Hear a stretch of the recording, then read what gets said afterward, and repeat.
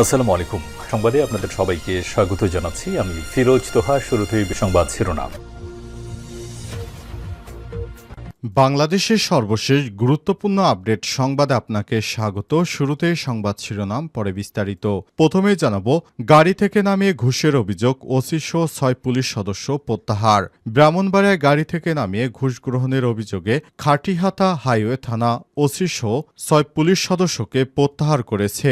আজ তাদের প্রত্যাহার করা হলেও বিষয়টি জানাজানি হয়। প্রত্যাহার করা ওই কর্মকর্তারা হলেন ব্রাহ্মণবাড়িয়ার সরাইল খাটিহাতা হাইওয়ে থানার ভারপ্রাপ্ত কর্মকর্তা ওসি মোহাম্মদ মামুন রহমান, সহকারী উপপরিদর্শক এসআই বিপ্লব বড়ুয়া এবং কনস্টেবল মোহাম্মদ শাহাবুদ্দিন, মোহাম্মদ মন্তু, সাকিবুল ও মোহাম্মদ জহির মিয়া। হাইওয়ে পুলিশ ও স্থানীয় সূত্র থেকে জানা গেছে, গত ৩ জুলাই সিলেট থেকে আসা ঢাকাগামী পণ্যবাহী একটি কাভার্ড ভ্যান এসএ পরিবহন আটক করে খাটিহাতা থানা পুলিশের একটি দল। পরে কাভার্ড ভ্যানটি অবৈধ পণ্য পরিবহনের অভিযোগ এনে ৮০,০০০ টাকা ঘুষ নেওয়া হয়। নিয়ে বেসরকারি একটি টেলিভিশনে সংবাদ প্রচারের পর থানার ওসিসহ ৬ পুলিশ সদস্যকে প্রত্যাহার করে হাইওয়ে পুলিশের কুমিল্লা রিজিয়নের পুলিশ সুপারের কার্যালয়ে সংযুক্ত করা হয়েছে।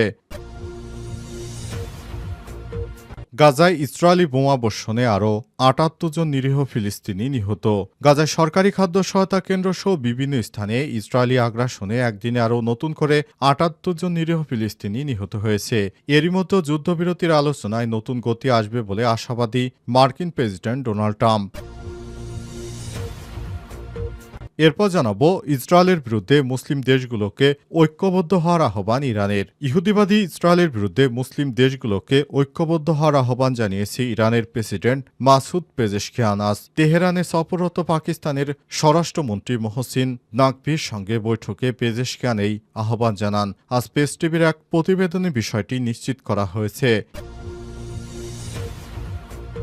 এদিকে ইরাকে মার্কিন পরিচালিত তেলক্ষেত্রে বিস্ফোরণ। ইরাকের স্বায়ত্তশাসিত কুর্দিস্তান অঞ্চলে মার্কিন কোম্পানি পরিচালিত একটি তেলক্ষেত্রে বিস্ফোরণের ঘটনা ঘটেছে। আজ এই বিস্ফোরণের ঘটনায় তেলক্ষেত্রটির কার্যক্রম স্থগিত করেছে কোম্পানিটি। এক প্রতিবেদনে এই তথ্য জানিয়েছে আল আরাবিয়া। এদিকে ঘুষ কেলেঙ্কারিতে পদত্যাগ করেছেন নেপালের মন্ত্রী। বড় ধরনের ঘুষ কেলেঙ্কারির মুখে নেপালের কেন্দ্রীয় সরকারের ফেডারেল ও সাধারণ প্রশাসন মন্ত্রী রাজকুমার গুপ্তা পদত্যাগ করেছেন। বিষয়টি আজ সামাজিক যোগাযোগ মাধ্যম ফেসবুক পোস্টে নিশ্চিত করেছেন তিনি। এবং সর্বশেষ জানাবো, গাড়ি থামিয়ে ঘুষের অভিযোগ, ওসিসহ ৬ পুলিশ সদস্য প্রত্যাহার।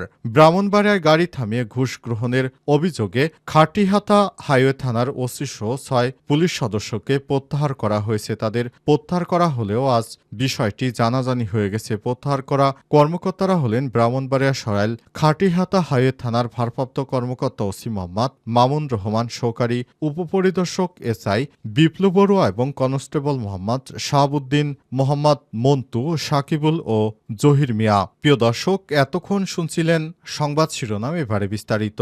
তবে তার আগে বন্ধুরা, অনুরোধ থাকবে এই সংবাদটিতে একটি লাইক দিন।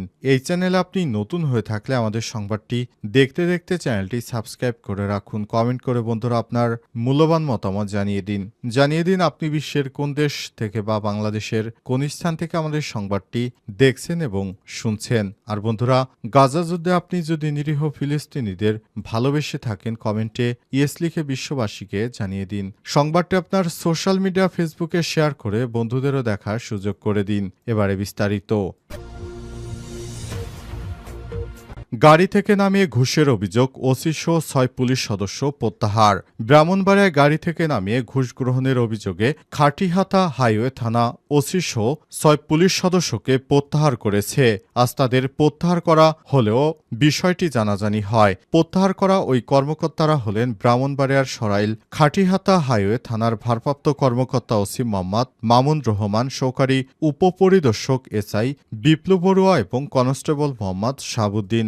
মোহাম্মদ মন্ত সাকিবুল ও মোহাম্মদ জহির মিয়া। হাইওয়ে পুলিশ ও স্থানীয় সূত্র থেকে জানা গেছে, গত ৩ জুলাই সিলেট থেকে আসা ঢাকাগামী পণ্যবাহী একটি কাভার্ড ভ্যান এসএ পরিবহন আটক করে খাটিহাতা থানা পুলিশের একটি দল। পরে কাভার্ড ভ্যানটি অবৈধ পণ্য পরিবহনের অভিযোগ এনে ৮০,০০০ টাকা ঘুষ নেওয়া হয়। নিয়ে বেসরকারি একটি টেলিভিশনে সংবাদ প্রচারের পর থানার ওসিসহ ৬ পুলিশ সদস্যকে প্রত্যাহার করে হাইওয়ে পুলিশের কুমিল্লা রিজিয়নের পুলিশ সুপারের কার্যালয়ে সংযুক্ত করা হয়েছে।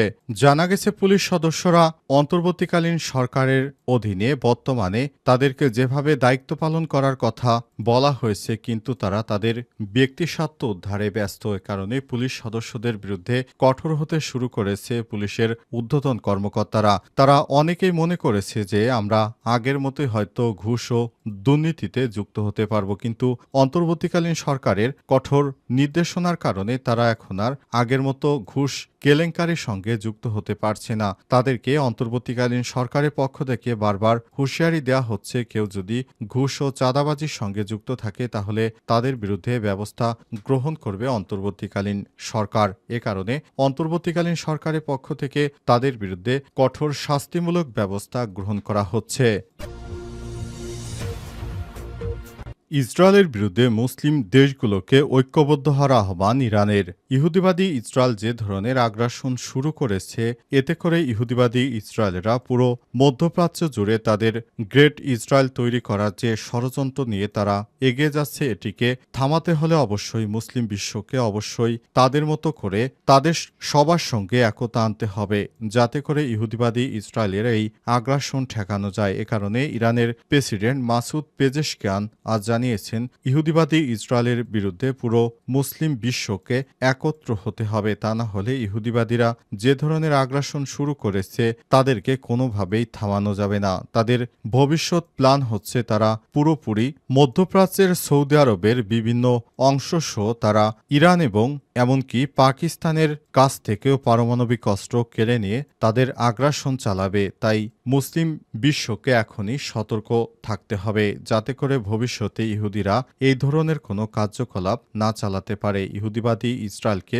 অবশ্যই থামাতে হবে, এই ধ্বংসযজ্ঞ থেকে তাদেরকে ফেরাতে হবে, তা না হলে তারা যেভাবে মুসলিম নিধন শুরু করেছে, ভবিষ্যতে হয়তো পুরো পৃথিবী জুড়ে মুসলিমদের কোনো অস্তিত্ব থাকবে না, তাদের অস্তিত্বকে ধ্বংসের মুখে ফেলে দেবে ইহুদিরা। তারা এভাবেই সামনের দিকে এগিয়ে চলেছে। তারা চায় পুরো মুসলিম জাতিকে একদম তিলে তিলে ধ্বংস করতে। এ কারণে নতুন নতুন চক্রান্ত শুরু করেছে নেতানিয়াহু।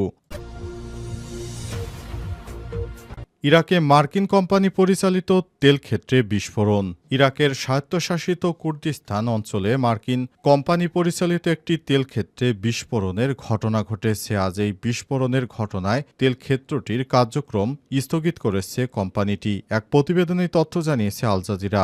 এইচকেএন এনার্জি এক বিবৃতিতে জানিয়েছে, স্থানীয় সময় সকাল ৭টায় সারং ফিল্ডে তাদের একটি উৎপাদন কেন্দ্রে বিস্ফোরণের ঘটনা ঘটে। স্থানটি সুরক্ষিত না হওয়া পর্যন্ত ক্ষতিগ্রস্ত কেন্দ্রের কার্যক্রম স্থগিত থাকবে। বিস্ফোরণের কারণে বা ক্ষয়ক্ষতির বিস্তারিত তথ্য জানায়নি কোম্পানিটি। তবে কুর্দিস্তানের প্রাকৃতিক সম্পদ মন্ত্রণালয় পরে জানিয়েছে, সারং তেল ক্ষেত্রে বিস্ফোরণটি একটি ড্রোন হামলার কারণে ঘটেছে। একই সঙ্গে এই হামলাকে কুর্দিস্তান অঞ্চলের গুরুত্বপূর্ণ অর্থনৈতিক অবকাঠামোর বিরুদ্ধে সন্ত্রাসবাদের একটি কাজ বলে অভিহিত করেছে কুর্দিস্তানের প্রাকৃতিক সম্পদ মন্ত্রণালয়। কুর্দিস্তানের ৩টি বিস্ফোরক বোঝাই ড্রোন হামলার খবর পাওয়ার পর একদিন পর সারসাং ক্ষেত্রটিতে বিস্ফোরণের ঘটনা ঘটে। ৩টি ড্রোন হামলার মধ্যে একটি ড্রোন সেনাদের আবাসস্থলে ইরবিল বিমানবন্দরের কাছে ভূপাতিত করা হয়েছে এবং আরও ২টি খুরমালা তেল ক্ষেত্রে আঘাত হানে।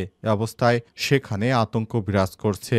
তবে অনেকেই মনে করছে ইরানের প্রক্সি বাহিনী এই ধরনের হামলা ঘটাতে পারে। তবে ইরানের পক্ষ থেকে এখনো কোনো দায়ভার বা অন্য কোনো প্রক্সি থেকে এখনো কোনো দায়ভার স্বীকার করা হয়নি। গাজায় ইসরায়েলি বোমাবর্ষণে আরও নতুন করে ৭৮ জন নিরীহ ফিলিস্তিনি নিহত।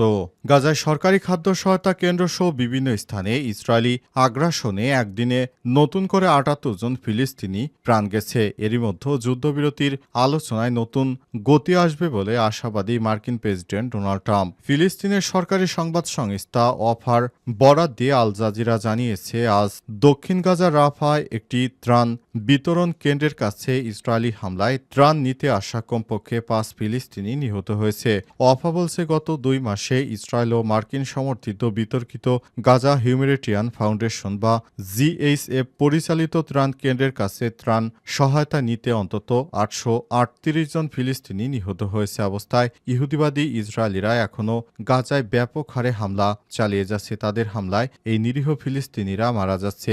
নতুন নতুন হামলায় প্রাণ হারাচ্ছে গাজায় নিরীহ ফিলিস্তিনিরা। তাদের হামলায় গাজায় ত্রাণ নিতে আসা অধিকাংশ যারা মারা যাচ্ছে তারা হচ্ছে শিশুদের লক্ষ্য করে ইহুদিবাদী ইসরায়েলের সেনারা এই হামলাগুলো চালিয়ে যাচ্ছে। এই হামলায় প্রাণ হারাচ্ছে অসংখ্য নিরীহ ফিলিস্তিনি। তাদের হামলার কারণে পুরো গাজা এখন ধ্বংসস্তূপে পরিণত হয়েছে। গত ১২ ঘন্টায় নতুন করে আবার ৭৮ জন ফিলিস্তিনিকে হত্যা করল দখলদার বাহিনী। অবস্থা চলতে থাকলে ইহুদিবাদী ইসরায়েলিরা কোনোভাবেই গাজার নিরীহ ফিলিস্তিনিদেরকে বাঁচতে দেবে না। তারা গ্রেট ইসরায়েল তৈরি করার যে ষড়যন্ত্র শুরু করেছে তারই ধারাবাহিকতায় তারা এইভাবে হামলা চালিয়ে যাচ্ছে।